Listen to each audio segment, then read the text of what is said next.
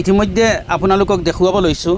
যদি এই ফিলাৰ দুটাৰ ফালে যদি লক্ষ্য কৰে তেনেহ'লে এটা ফিলাৰত দেখিবলৈ পাইছে বাহা ওৱালৈ আৰু আনটো ফিলাৰত দেখিবলৈ পাইছে বৰহা ওৱালৈ।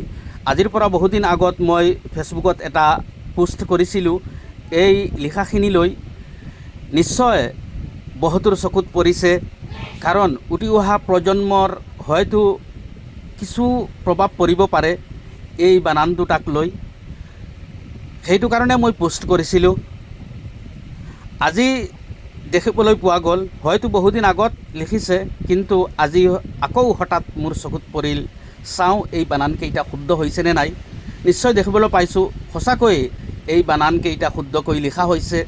চাওক, ইমান ধুনীয়াকৈ বৰ্তমানে এই বানানটো শুদ্ধকৈ লিখিছে বৰহাউৰলৈ। অশেষ ধন্যবাদ জ্ঞাপন কৰিছোঁ, কাৰণ উঠি অহা প্ৰজন্মলৈ বহুত ডাঙৰ এটা সমস্যাৰ কথা আছিল। এই বানান শুদ্ধ কৰা গৰাকীলৈ অশেষ ধন্যবাদ জ্ঞাপন কৰিছোঁ, এই বানানকেইটা শুদ্ধ কৰি দিয়াৰ বাবে।